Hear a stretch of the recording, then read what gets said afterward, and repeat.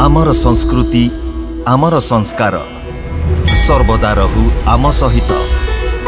भारतर महान ग्रंथ आउ काव्यगुड़िकर संपूर्ण संकलन सब्सक्राइब करंतु तिलक।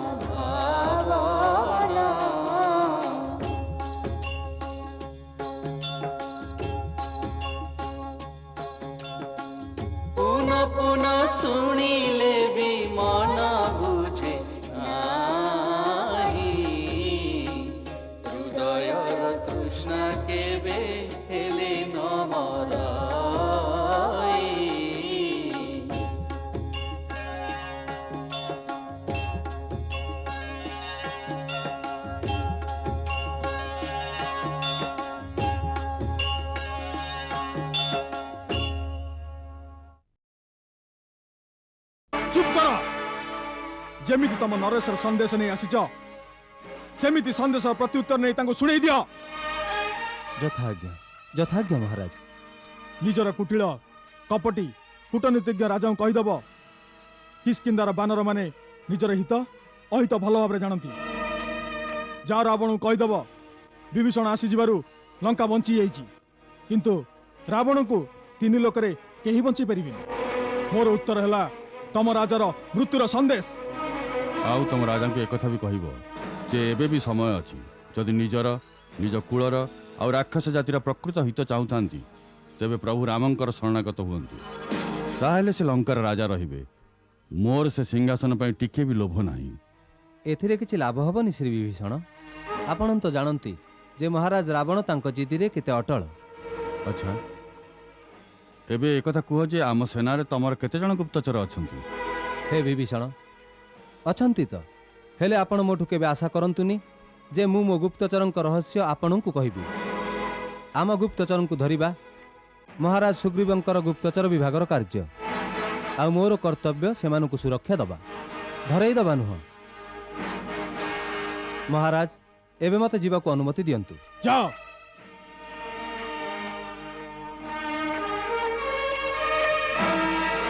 महाराज सुग्रीव मु आज आपनकर भक्त हो गली। ताहेले एबे सुग्रीव मो मृत्युर संदेश प्रेरण करिछि। वाह से असरपटार पर लागि गलानी। गोटाए छार मर्कट डेई कुदी समुद्र कण पारी हे गला। से भाबुची सारा बानर समुद्र पहरी आसी जिबे। लहड़ी रे ही सलिल समाधि हे जिवो समस्तंकर। ए कथा कोन से माने जानंतिनी? सेमानंकु निज मृत्युर भय नाही ना कोन? क्षमा करंतु राजन, मु तांको सारा शिविर रे जणे एमिति भी सैनिक पाइलिनी जहा मनरे कौनसी प्रकार भय अछि। आउ से कुलहंता विभीषणर अवस्था कोन? बानर सेनार लुचि रहिथिबा आमर गुप्तचर माने कहुथिले जे सेठी विभीषणर आदर और सम्मान रहिछि। सुनिली राम ताकु निज सह तुलना करी ता सह मंत्रणा करुछि। आमर रहस्य जानिबा पाई तो उच्च आसन रे बसैबे। शत्रुर शत्रु को मित्र करी सफलता हासिल करिबा तो चतुरता, किंतु जे निजर भाई बंधु सोदर मानकर निजर हेई न पारिला तांकर कोन हबो? लंकार पहुंचला परे मु निजे ही रावणर सारा राज्यर गुप्त स्थान आपन को कहीदेवी, जोठी कि ता विषय जानी हबो। किंतु सबुठ बड़ प्रश्न तो होची जे आमे आ लंका मध्यरे ये जो विराट समुद्र ये विशाल जलराशि को सेना सहित आमे पारी हबा केमिति? आपण मानक पाखरे आकाश मार्ग जीवा आसवा करबा विद्या अछि, किंतु आम सेना ए सागर को पार हब केमिति? आपण ताको कोन कोनोसी एमिति विद्या शिखै परिबे बा अन्य कोनोसी उपाय कहि परिबे ଯେଉଁଥିରେ କି ଆମେ ପୁରା ସେନା ସହିତ ସେପଟକୁ ଚାଲିଯିବା। ପ୍ରଭୁ, ଇଏ ସବୁ ଅସୁର ବିଦ୍ୟା, ଯାହା ରାକ୍ଷସ ଜାତି ପାଇଁ ସହଜ, କିନ୍ତୁ ମାନବ ଆଉ ବାନରଙ୍କ ପାଇଁ ଏ ଉପାୟ ଉଚିତ ନୁହେଁ, କାରଣ ଏହି ଶକ୍ତି ସାତ୍ଵିକ ନୁହେଁ। ଏହାର ଅର୍ଥ ତ ଏହା ହେଲା ଯେ ଆମ ସେନା ସେପଟକୁ ଯାଇପାରିବେନି। ଭାଇ, ମୋର ଏଇ ମତ ଯେ ଏଠିକା ଜଙ୍ଗଲ ଖୁବ୍ ଘଞ୍ଚ। ସେନା ଦ୍ୱାରା କାଠ କଟେଇ ସହସ୍ର ନାଁ ତିଆରି କରାଯାଇପାରିବ। ସେଥିରେ ବସି ଆମ ସେନା ସେପଟରେ ପହଞ୍ଚି ପାରିବେ। ଭାଇ ଲକ୍ଷ୍ମଣ, ସୁରକ୍ଷା ଦୃଷ୍ଟିରୁ ତା ଉପରେ ବିଚାର କରନ୍ତୁ। ନା ଲଙ୍କା ନିକଟସ୍ଥ ହେଲା ପରେ ରାକ୍ଷସମାନେ ନିଜର ଉପଳ ଯନ୍ତ୍ରରେ ତା ଉପରେ ବଡ଼ ବଡ଼ ପଥର ଫିଙ୍ଗି ତାକୁ ବୁଡ଼େଇ ଦେବେ। ଆପଣଙ୍କ ସେନାଙ୍କୁ ତଟରେ ଓହ୍ଲାଇବାକୁ ଦେବେନି। ଆପଣ ତ ସବୁ କଥାରେ ଖଣ୍ଡନ କରୁଛନ୍ତି, କୌଣସି ଉପାୟ ତ କୁହନ୍ତୁ।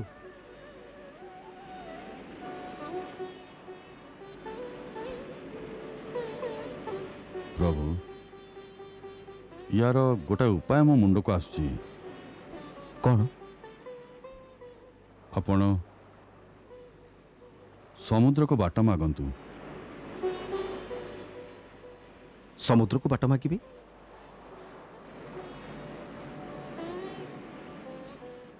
ମାଗିଲେ କ'ଣ ସମୁଦ୍ର ମୋତେ ବାଟ ଦେଇଦେବ? ଭାଇ, ମହାରାଜ ବିଭୀଷଣ ଠିକ୍ କହୁଛନ୍ତି। ଆମେ ସମୁଦ୍ର ହିଁ ମାର୍ଗ କରିବା ଆବଶ୍ୟକ, କିନ୍ତୁ ମାଗିବା ସପକ୍ଷରେ ମୁଁ ଆଦୌ ନୁହେଁ। ନିଜ ଧନୁତୀର ଉଠାଅ। ପ୍ରଥମେ ତମ ଧନୁର ଗୋଟାଏ ଟଙ୍କାରରେ ତାର କାନରେ ବିସ୍ଫୋରଣ ହେବ, ନହେଲେ ଧନୁରେ ତୀର ମାରିବାର ବ୍ୟବସ୍ଥା କରିବ। ତେବେ ଯାଇ ହାତ ଯୋଡ଼ି ତମ ସମ୍ମୁଖକୁ ଆସିଯିବ। ଏମିତି କରାଗଲେ ବଡ଼ ଅନାଚାର ହେଇପାରେ ଲକ୍ଷ୍ମଣ। ଅନ୍ୟକୁ ସୁଯୋଗ ବି ନ ଦେଇ ତା ବିରୁଦ୍ଧରେ ଅସ୍ତ୍ର ଉଠାଇବା ଅହଙ୍କାର ଜନିତ ଅତ୍ୟାଚାରର ସୂଚକ। ପ୍ରକୃତ ଶକ୍ତିଶାଳୀକୁ ନିଜର ବିନମ୍ରତା କେବେ ହରାଇବା ଉଚିତ ନୁହେଁ। ଆଉ ପ୍ରଥମେ ମହାରାଜ ବିଭୀଷଣଙ୍କୁ ଆମେ ଏକଥା ତ ପଚାରିବା ଯେ ସେ କେଉଁ ଭରସାରେ ସମୁଦ୍ରକୁ ବାଟ ମାଗିବାକୁ ପରାମର୍ଶ ଦେଉଛନ୍ତି। ପ୍ରଭୁ, ସମୁଦ୍ର ଆପଣଙ୍କ କୂଳରେ ବଡ଼, ଏକ ପ୍ରକାର ଆପଣଙ୍କ ପୂର୍ବଜ ଆଉ କୂଳଗୁରୁ ବି। ଆପଣ ଯାହାର ବଂଶଜ, ସେ ମହାରାଜ ସଗରତ ଏ ବିଶାଳ ସାଗରକୁ ଖୋଳାଇଥିଲେ। ତେଣୁ ସମୁଦ୍ର ଉପରେ ତାଙ୍କର ବହୁତ ଉପକାର ରହିଛି। ତାଙ୍କରି କୃପାରୁ ସିନ୍ଧୁ ପୃଥିବୀ ଉପରେ ଏଭଳି ବିସ୍ତୃତ ସ୍ଥାନ ପାଇଛି। ସେଇଥିପାଇଁ ମୋର ପୂର୍ଣ୍ଣ ବିଶ୍ୱାସ ଅଛି ଯେ ସମୁଦ୍ର ନିଶ୍ଚିତ ଆପଣଙ୍କୁ ସାହାଯ୍ୟ କରିବ ଆଉ ଆପଣଙ୍କ ସେନାଙ୍କୁ ସେପଟକୁ ଯିବାକୁ ଉପାୟ କହିଦେବ। ମିତ୍ର, ଆପଣଙ୍କର ଏ କଥା ମୋତେ ବହୁତ ଭଲ ଲାଗିଲା। ଲକ୍ଷ୍ମଣ, ମୋ ପାଇଁ ଏଇଠି କୁଶର ଗୋଟାଏ ଆସନ ବିଛେଇ ଦେ। ମୁଁ ଏଇଠି ବସି ସମୁଦ୍ର ଦେବତାଙ୍କ ଆରାଧନା କରିବି, ଯେତେବେଳେ ଯାଏ ସେ ପ୍ରସନ୍ନ ହେଇ ମୋ ପ୍ରାର୍ଥନାରେ ସନ୍ତୁଷ୍ଟ ନ ହୋଇଛନ୍ତି। ଯଥାଜ୍ଞା ଭାଇ।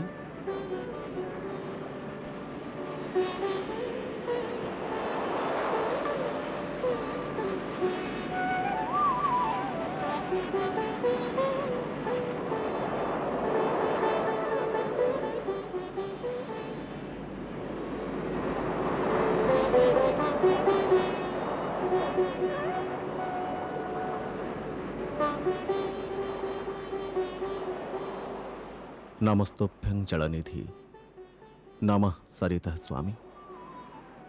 ହେ ମହାସାଗର, ମୋ ମହାରାଜ ସାଗରଙ୍କର ବଂଶଜ ଦଶରଥଙ୍କ ପୁତ୍ର ରାମ ମୋ ଭାଇ ଲକ୍ଷ୍ମଣ ସହିତ ଆପଣଙ୍କ ଶରଣାଗତ ହେଉଛି।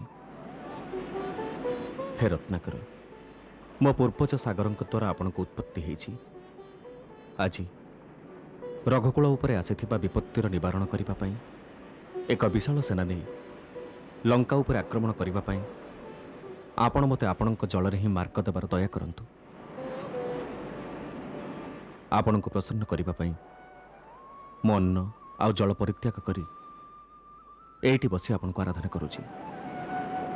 ମୋ ପ୍ରାର୍ଥନା ସ୍ୱୀକାର କରନ୍ତୁ ଜଳନିଧି।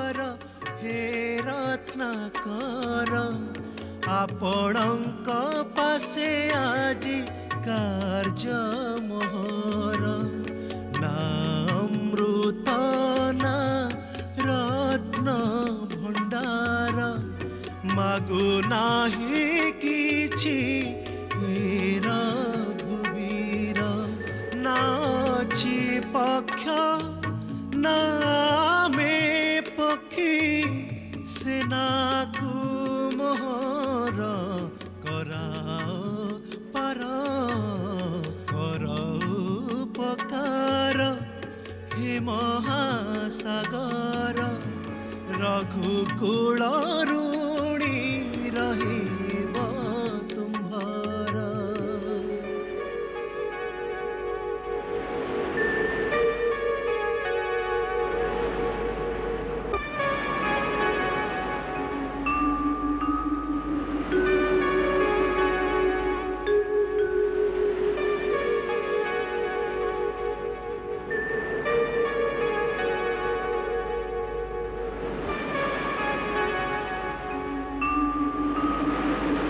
ସମୁଦ୍ରକୁ ରାସ୍ତା ମାଗୁଛି।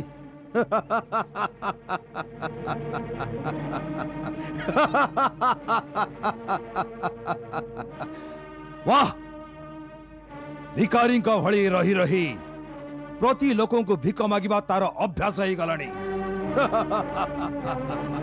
ମୂର୍ଖ ଏ କଥା ଭାବୁଥିବ ଯେ ସମୁଦ୍ର ପାଖରେ ବସି ରୋଦନ କରିବ, ନିଜ ବ୍ୟଥା କହିବ ଯେ ମୋ ପତ୍ନୀର ହରଣ ହେଇଯାଇଛି।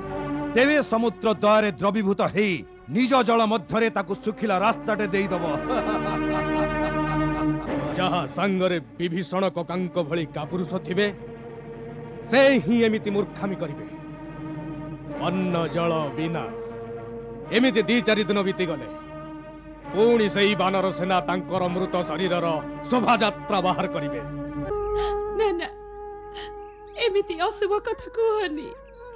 ମୁଁ କହୁନି ପୁତ୍ରୀ, ମୁଁ ତ କେବଳ ତତେ ରାଜମହଲର ସମାଚାର ଶୁଣାଉଛି। ଯଦି ଏକଥା ରାଜମହଲରେ ଚାଲିଥିଲା ତେବେ ସତ ହେଇଥିବ। ତେବେ କଣ ମୋ ସ୍ୱାମୀ ନିରାଶ ହେଇ ସମୁଦ୍ର ତଟରେ ବସିଛନ୍ତି?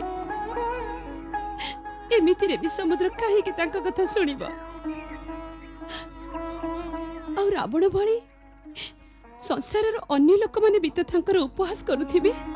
ନା ନା ପୁତ୍ରୀ, ଏମିତି ନିରାଶାପୂର୍ଣ୍ଣ କଥା କାହିଁକି ଭାବୁଛୁ? ସେ ନର ରୂପରେ ଆଜି ଯାହା ବି କିଛି କରୁଛନ୍ତି ସେ ସମସ୍ତ କାର୍ଯ୍ୟ ସଂସାରରେ ଆଦର୍ଶ ସ୍ଥାପନ ପାଇଁ କରୁଛନ୍ତି। ତୁ ତାଙ୍କ ଶକ୍ତି ଉପରେ ଭରସା ରଖ ମା।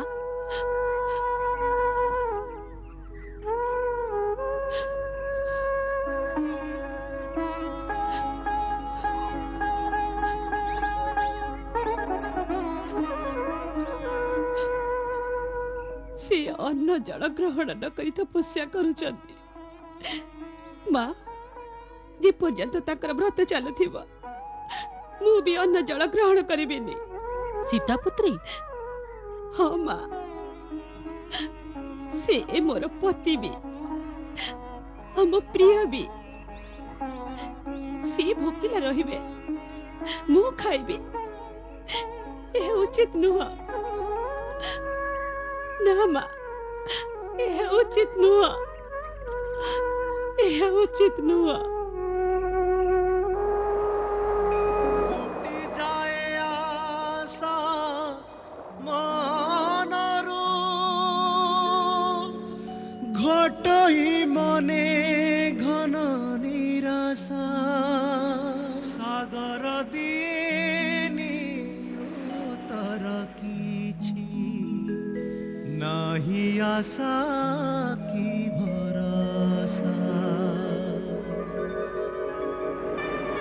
ମା ତମେ ଭରତ ଭରତ ଭରତ, ମୋ ରାମ କୌଣସି ସଙ୍କଟରେ ପଡ଼ିଛି। ସେ କୌଣସି ବିପତ୍ତିର ଗଭୀର ସମୁଦ୍ରରେ ବୁଡ଼ି ବୁଡ଼ି ଯାଉଛି। ଇଏ ତୁମେ କଣ କହୁଛ ମାତା? ଏହା ଅସମ୍ଭବ। ନା, ମୁଁ ଆଜି ରାତିରେ ଗୋଟେ ସ୍ୱପ୍ନରେ ରାମକୁ ଏକ ଅତଳ ସାଗର ମଧ୍ୟରେ ଏକାକୀ ବସିଥିବାର ଦେଖିଛି। ତା ସାଙ୍ଗରେ ସୀତାକୁ ଦେଖିପାରିଲିନି। ସେ ଏକୁଟିଆ ଭୋକିଲା ତୃଷାର୍ତ୍ତ ଆଉ ଆଉ ଧୀରେ ଧୀରେ ସମୁଦ୍ରର ଲହରୀ ତାକୁ ବୁଡ଼େଇ ଚାଲିଛି।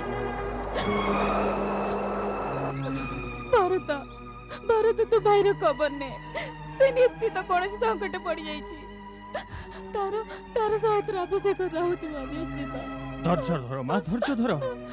ଭାଇଙ୍କ ଉପରେ କୌଣସି ବିପଦ ଆସିପାରିବନି। ଏବେ ତାଙ୍କ ଆସିବା ଦିନ ପାଖେଇ ଆସିଲାଣି ତ, ସେଥିପାଇଁ ବିଭିନ୍ନ ଭାବନାରେ ତମ ମନ ଭ୍ରମିତ ହେଉଛି। ନହେଲେ ତାଙ୍କ ଶକ୍ତି ଆଗରେ ଏ ସଂସାର କ'ଣ?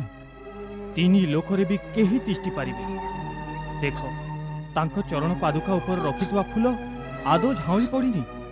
ସବୁ ଫୁଲ କେମିତି ପ୍ରସନ୍ନତାରେ ଆହ୍ଲାଦିତ। ଶାସ୍ତ୍ର ଅନୁସାରେ ଏହା ଶୁଭ ଲକ୍ଷଣ ସୂଚକ। ନା, ଶାସ୍ତ୍ର ଲିଖିତ ଶୁଭ ଅଶୁଭର ଜ୍ଞାନ ମିଥ୍ୟା ହୋଇପାରେ, କିନ୍ତୁ ମାର ହୃଦୟର ସୂଚନା କେବେ ମିଛ ହୋଇପାରିବନି।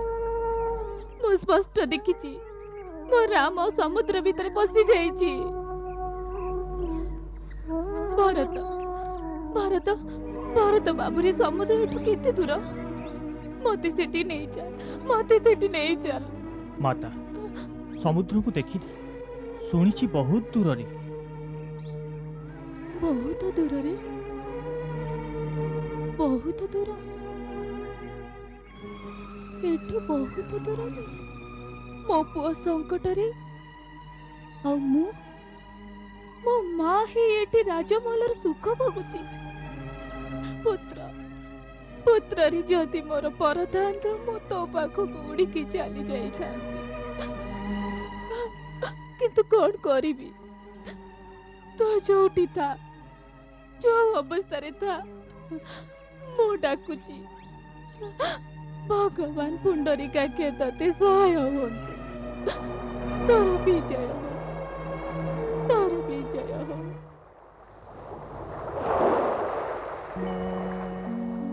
ବିନତି ନ ଶୁଣେ ନିଷ୍ଠୁର ଜଳଧି, ଗଲା ବିତି ତିନି ଦିନ, ଅସ୍ଥିର ଶାନ୍ତ କ୍ରୋଧେ ଜର୍ଜରିତ, ହୋଇଲେ ରଘୁ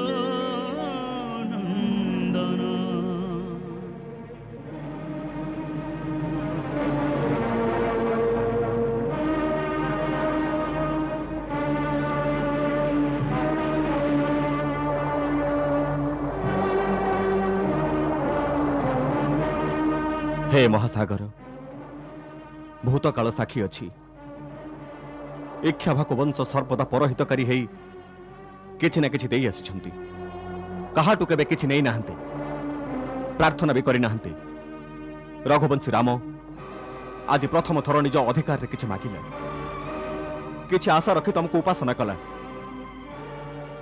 3 दिन धरी विधिबद्ध भावे पूजा करिबा परे भी उत्तर रे तमे निजर अहंकार रे केवल मते गर्जन शुणी चलीच।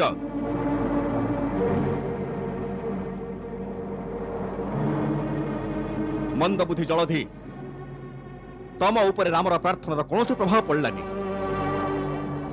तमे रामर विनम्रता को तार असमर्थता भावी ता सहित जड़ा भली व्यवहार कल।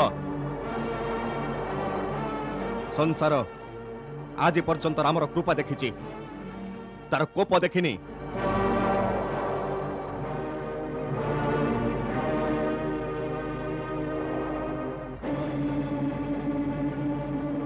लक्ष्मण भाई, तू मोर धनु आउ सर्प भली भयंकर तीर नैया आज ये सारा संसार रामर कोप भी देखिब। यथाज्ञा भाई। ए काम जदि सेतबेले करिथांते, तेबे हमर 3 दिन व्यर्थ जाई नथांता।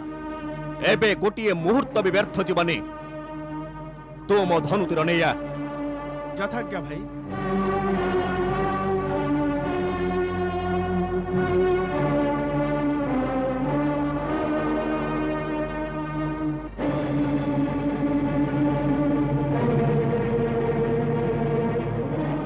नियंतु भाई।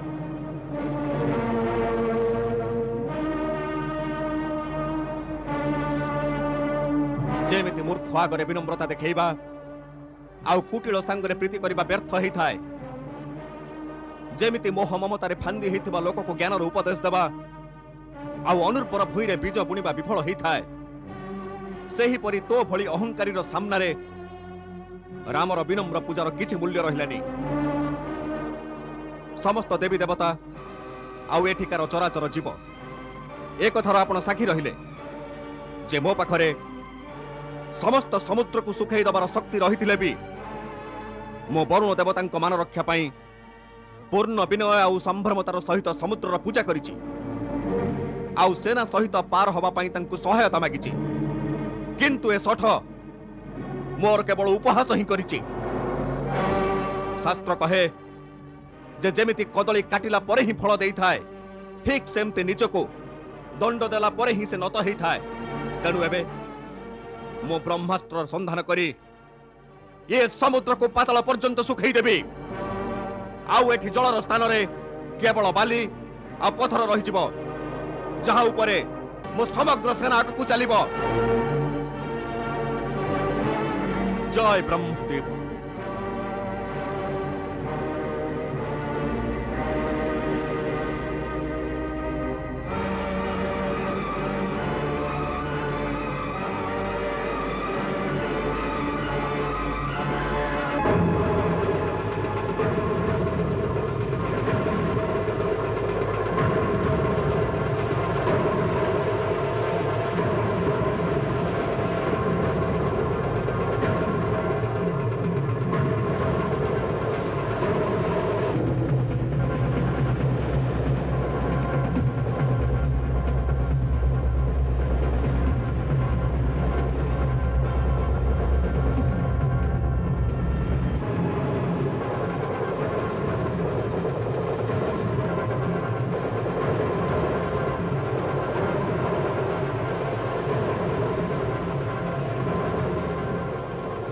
त्राहिमाम त्राहिमाम त्राहिमाम त्राहिमाम त्राहिमाम त्राहिमाम।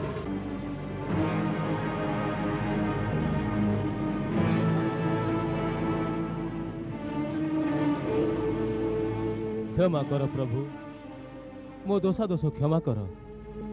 आपणक पूजा और विनयर उत्तर रे मु निजर स्थान छाड़ी आपणक मार्ग देलिनी एथिरे अवश्य मोर दोष किंतु ए दोष तो आपण प्रदान करिसंती। आपणक प्रेरणा रे माया प्रकृति जड़ चेतन सृष्टिर उत्पन्न करिछि।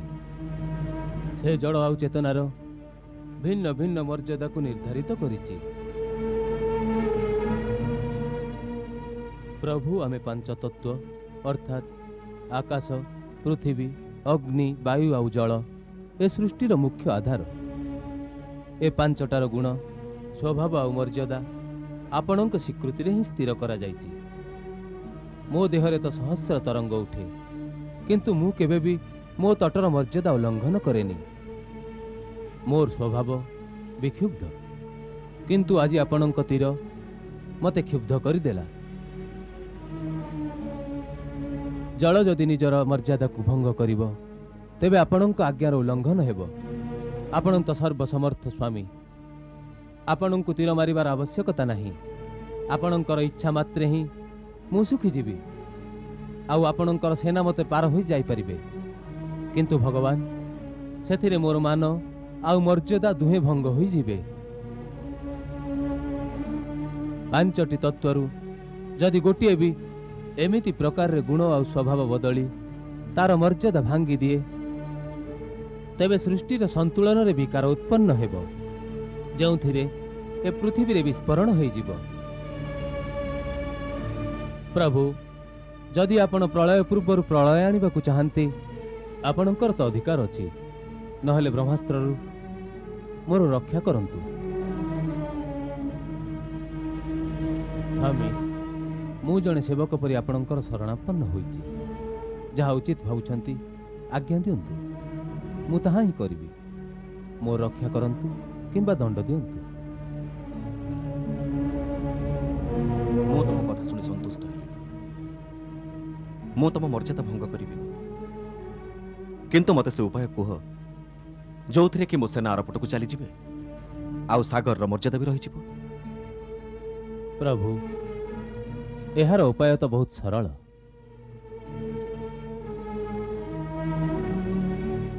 ଆପଣଙ୍କ ସେନାପତି ମଧ୍ୟରେ ନଳନୀଳ ନାମକ ଦୁଇ ଭାଇ ଅଛନ୍ତି। ବାଲ୍ୟକାଳରେ ଦୁହେଁ ବଡ଼ ଚପଳମତି ବାଳକ ଥିଲେ। ସେ ଋଷିମାନଙ୍କର ଜିନିଷ ଉଠେଇ ନଦୀକୁ ଫିଙ୍ଗି ଦେଉଥିଲେ, ଯେଉଁଥିରେ ଦୁଃଖୀ ହୋଇ ଥରଟିଏ ଜଣେ ସିଦ୍ଧ ଋଷି ସେମାନଙ୍କୁ ଅଭିଶାପ ଦେଲେ। ସେ ତାଙ୍କ ହାତରେ ଯେକୌଣସି ଜିନିଷ ଉଠେଇ ପାଣିକୁ ଫୋପାଡ଼ିବେ, କେବେ ବି ବୁଡ଼ିବନି। ଆଜି ସେହି ଅଭିଶାପ ଆପଣଙ୍କ କାମରେ ଆସିବ। ନଳ ବିଶ୍ୱକର୍ମାଙ୍କ ଔରସ ପୁତ୍ର, ତାଙ୍କୁ ଶିଳ୍ପକଳା ବି ଜଣା।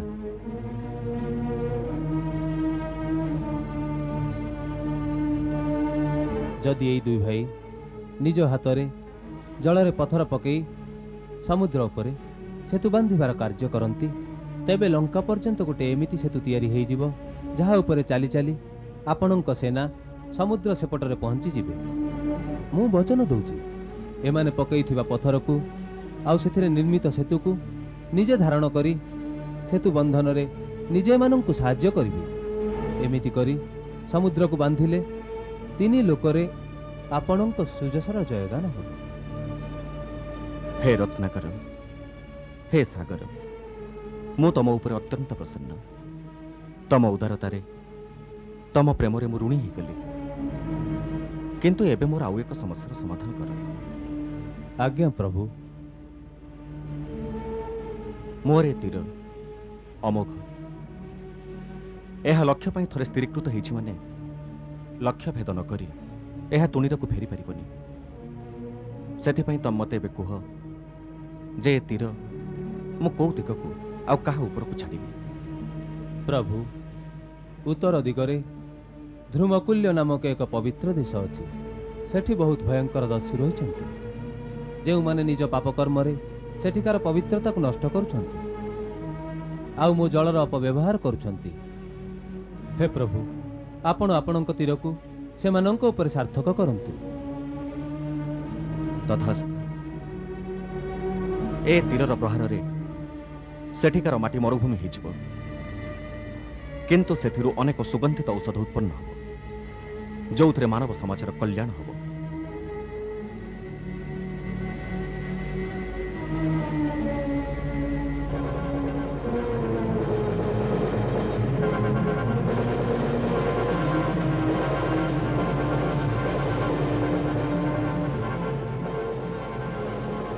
ଏବେ ମୋତେ ବିଦାୟ ଦିଅନ୍ତୁ ଅଯୋଧ୍ୟାନାଥ। ଶିବଶଙ୍କର ଆଉ ମା ଭବାନୀ ଆପଣଙ୍କୁ ବିଜୟୀ କରାନ୍ତୁ। ସିଦ୍ଧିବିନାୟକ ଆପଣଙ୍କର ସକଳ ମନୋକାମନା ପୂର୍ଣ୍ଣ କରନ୍ତୁ। କରୁଣା ସାଗର ବିନତି କରନ୍ତି ଯୋଡ଼ି ହାତ, ସୀତାଙ୍କ ସହିତ ମତେ ଦିନେ ଦର୍ଶନ ଦେବ ହେ ନାଥ।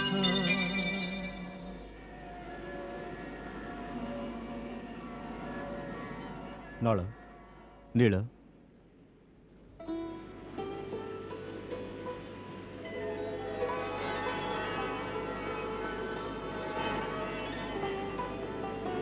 ବିଶ୍ୱକର୍ମା ନନ୍ଦନ, ତମେ ଦୁହେଁ ଏତେବେଳେ ଯାଏ ତମର ଏତେ ମହାନ ଶିଳ୍ପ ବିଜ୍ଞାନକୁ ଲୁଚେଇ ରଖିଛ?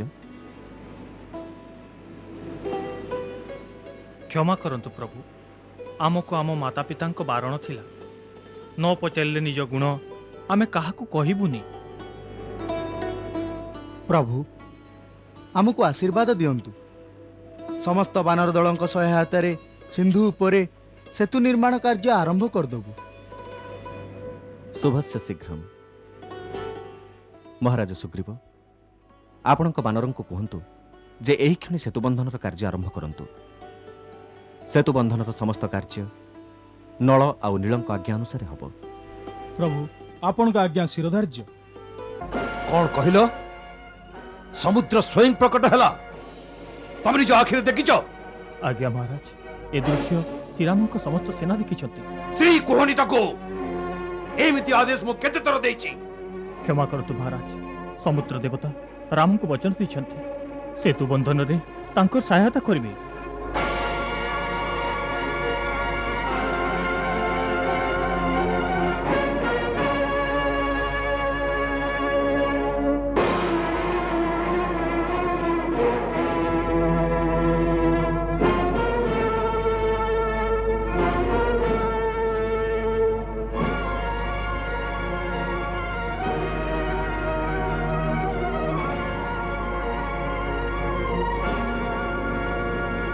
ସତ ସମୁଦ୍ର ଦେବତା ତାଙ୍କ ଚରଣ ସ୍ପର୍ଶ କଲେ।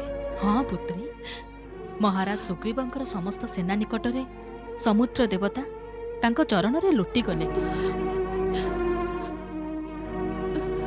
ମୁଁ କହୁଥିଲି ନା, ସେ ସର୍ବଶକ୍ତିମାନ, ତାଙ୍କ ମାର୍ଗରେ କୌଣସି ବାଧା ଆସିପାରିବନି।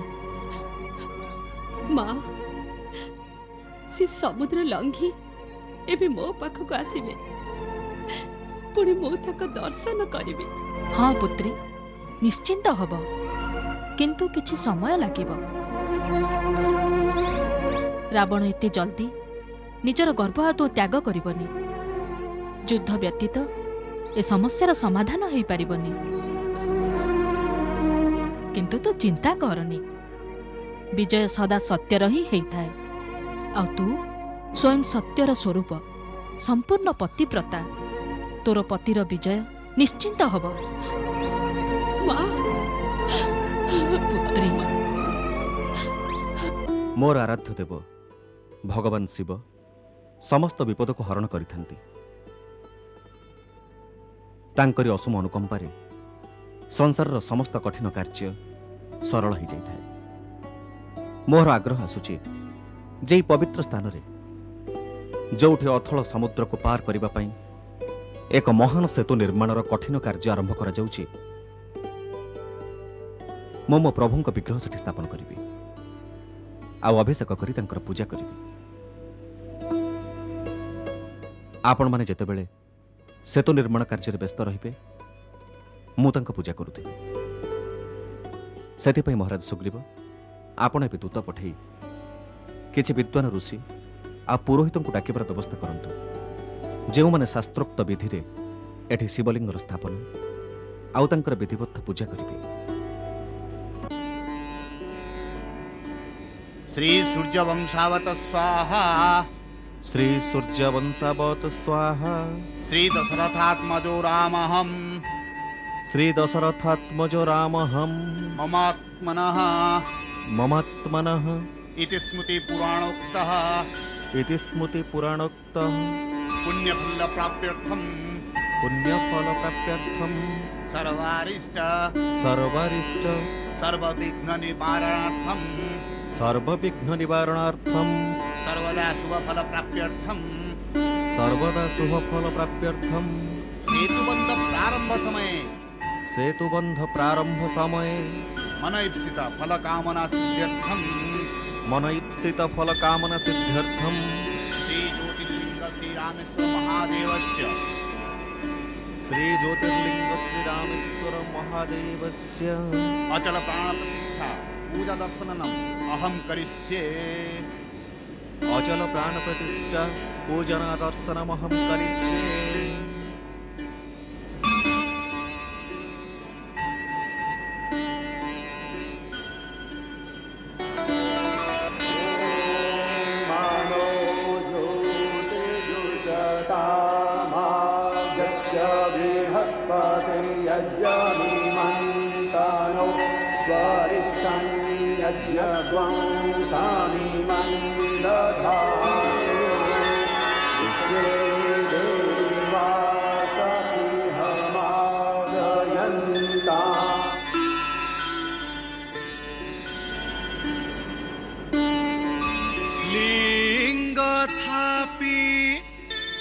यथारीति करन्ति पूजा।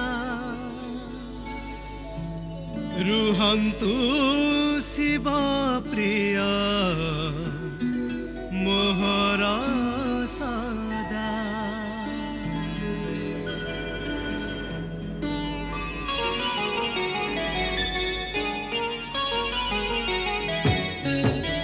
पथर उपरे राम राम राम लेखि चाले हनुमान। राम राम राम श्री राम प्रभु रामंकर नाम लेखे वीर हनुमान। राम राम राम श्री राम श्री रघुवीरंक करुणारे जଳରେ ଭାସେ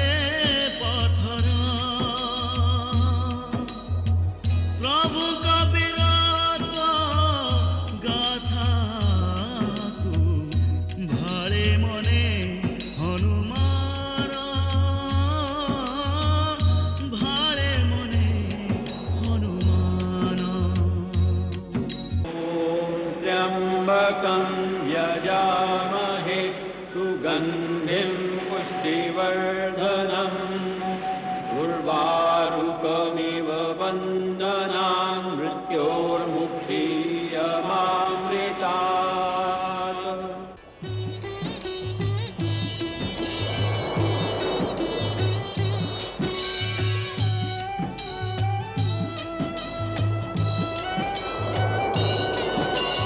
राम नाम को तुंडरे धारी,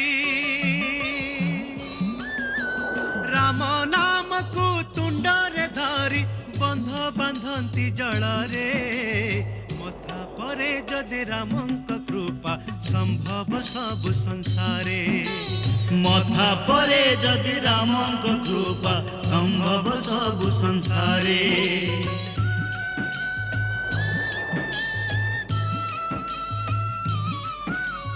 लक्ष्य ही राम सिद्धि ही राम, राम ही बांधन्ति बंध, राम ही बांधन्ति बंध, राम ही कर्म, राम ही कर्ता, से ही आदि अनंत, से ही आदि अनंत।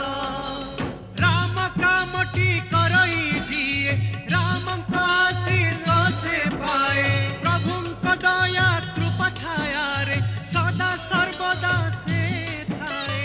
भक्त परायण श्री राम सम, भक्त परायण श्री राम सम नाही के तीन लोक रे। मथा परे जदि रामंक कृपा संभव सब संसारे। मथा परे जदि रामंक कृपा संभव सब संसारे।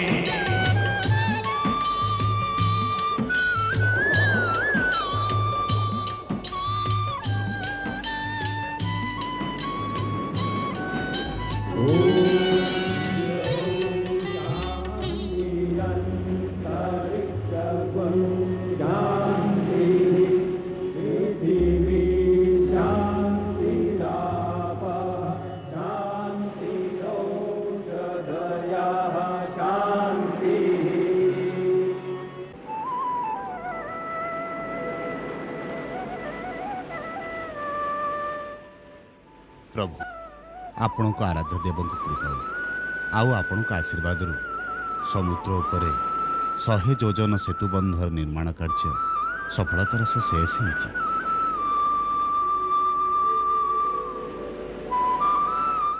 ए सफलता पाई तमे समस्त धन्यवाद योग्य। हे शंकर मो प्रभु मो इष्टदेव, आपणक असीम अनुकंपारू ही असंभव लगुवा कार्य एते सहजरे संभव होगला। सेथिपाई श्रीचरण रे रामर कोटि कोटि प्रणाम स्वीकार करंतु।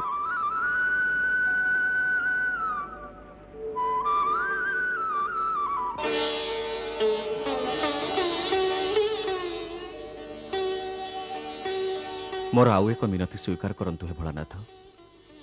मोर समस्त अनुसरणकारी को आपणक भक्ति प्रदान करंतु। आपणक भक्ति रे विमुग्ध ही जो माने मो पाखक आसिले सेमानकु मो सेवार कौनसी फल लाभ न हो।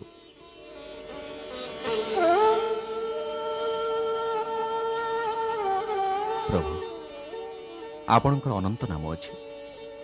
आपणक सेवक राम तरफरु आउ एक नाम स्वीकार करनियंतु। आजिठु एठिकार लोके आपणकु श्री रामेश्वरଙ୍କ नामरे जानिबे। ओम श्री रामेश्वर महादेवाय नमः।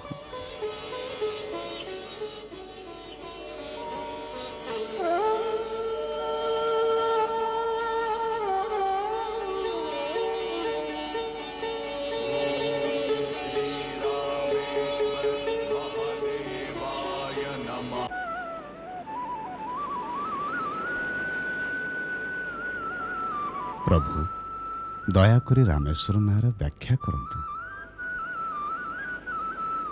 रामस्य ईश्वर जह सह रामेश्वर। जे रामर ईश्वर से रामेश्वर। उमा मो रामप्रभुंकर चतुरता देखिल केमिति निजर बाक पटुतारे रामेश्वर व्याख्या ही बदलई देले। तेबे एहार ठीक व्याख्या कौन स्वामी? रामः ईश्वरजस्य स राम ईश्वराय, अर्थात राम जार ईश्वर से ही रामेश्वर। मु तो तांको दास, सर्वदा तांकरी नाम ही जप करथाए, तेणु से ही मोर स्वामी। मंगल भवन मंगल हारी, दशरथ नंदन गोलक बिहारी।